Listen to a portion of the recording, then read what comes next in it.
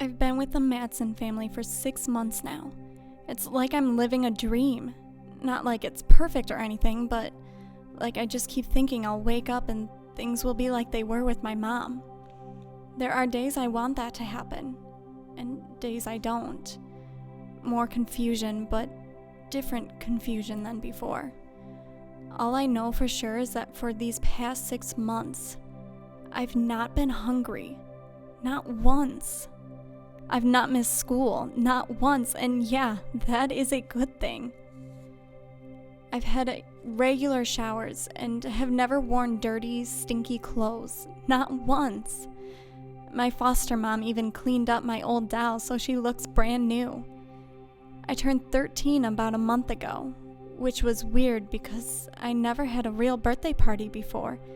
Oh sure, Mom and me would do something special, but never with a cake, gifts, and family around. I got this duffel bag as a gift, and I remember thinking that when I get moved again, at least I won't have to use that black plastic garbage bag again. That was kind of a weird moment. My mom, by that I mean my foster mom, is gentle and kind. I started calling her Mom and Dad. Dad just 'cause it was easier and less awkward than Mr. or Mrs. or first names. I sometimes feel like I'm betraying my real mom when I call this mom, Mom. It's complicated. School is going good. I have made a few friends and we even get to hang out sometimes after school or on weekends. Life is good. At least, this life. But I really live 2 lives. Once a week, I visit with my mom for an hour. We meet at Sandy's office where they have these visitation rooms for families like us to meet. There are a few toys and games and a couch and chair. They try to make it like a cozy room, but it's still a visitation room at Sandy's office. My 1 hour a week with Mom is often awkward. I really don't want to talk about this great life I have now, and it seems she really doesn't want to know. We do talk about school and television shows we both watch. She looks hollow inside, sort of far away. When she hugs me, I get all those feelings that a kid has when a mom hugs. Warm, safe, loved.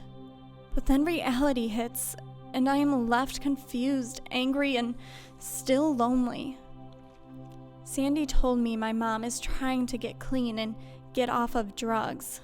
Turns out all those times she said she wasn't feeling well and would leave the house, yup, she was really off doing drugs. That's why the police were at my house and had the key. They moved me so quickly into foster care. I have some of those kinds of answers now, but not the answers I really need. Is my mom really working hard to get me back? Does she still love me? Did she always love me? Did she ever love me? Is any of this my fault? Could I have done something different? Then, after an hour, I'm back in the car with Mom Madsen, and my world spins in a totally different direction.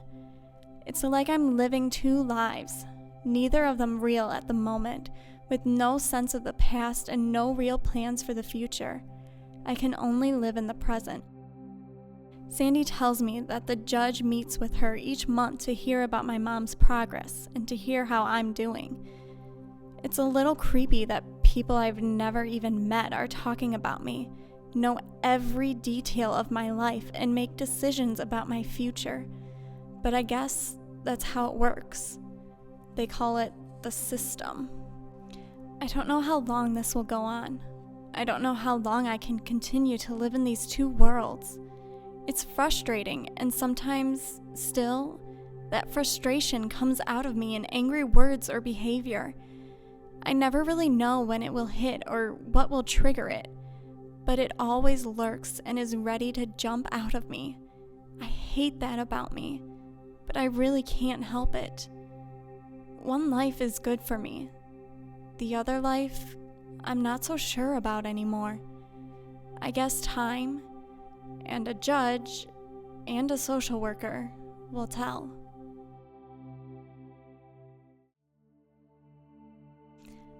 I turned 14 last week.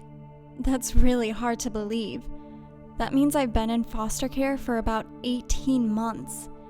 But things are very different now. About 6 months ago, Sandy told me that the judge was thinking about my future and planning that I might not ever go back with my mom. That I could be adopted by another family if that happened. I wasn't sure how to feel about that. It meant that I might never see my mom again. That was a thought that had been growing on me anyway, since my mom really had stopped coming to our weekly meetings about that same time, about 6 months ago. First, she started missing a few meetings. Then it would be a month straight. Then she stopped coming altogether. Sandy said that Mom wasn't able to kick the drug habit, and her life was not going well. For me, that meant more confusion and uncertainty. How hard was she really trying? I guess I'll never really know the answer. Then the other questions started coming up. If I'm to be adopted, who will that be? It was almost too much to hope that the Matsons would adopt me. As much as I wanted to know if they would, I was afraid to ask in case the answer would lead to another disappointment and more confusion about my future. Thankfully, all that is cleared up now. About 3 months ago, Mom and Dad sat me down and point blank told me the judge was making it so I could be adopted, and would it be okay with me if they told the judge they'd like to make me a Matson forever. I couldn't believe it was happening, that I would be able to stay forever and join this family for the rest of my life. I'd secretly thought about this a long time, even thinking what a cool name Mattie Matson would be. But until this moment, I never dared to say it out loud. So, for the first time ever, I said my new name, Mattie Matson. It could not have sounded sweeter. The next 3 months were the slowest 3 months of my life, waiting on paperwork, meeting more social workers, and hoping each night that nothing would mess this up. Still uncertain, but more hopeful than I had ever been in my life. Then, as my birthday approached, so did my official adoption. So we celebrated my birthday on the same day I became Mattie Matson, with a brother, sister, mom, and dad, and a future. For the first time in years, I could begin to think about what I wanted to do with my life. I still think about my real mom. I still love her, but now in a different way. I've accepted the fact that things didn't work out for us like it does for many families, and that she tried as hard as she knew how to love me. And I hope and pray that she's okay. Someday, maybe, we can reconnect. But that will take time to know for sure. My new mom had been telling me this past year that God had a plan for me, even though for these past few years I didn't know what it was. I still don't know exactly what that plan is, but I do know for sure that God does have a plan for even me. And if He has a plan for me, then I'm sure He has a plan for everyone. For my real mom, and even for a kid who right now is at day 1 of their foster care journey.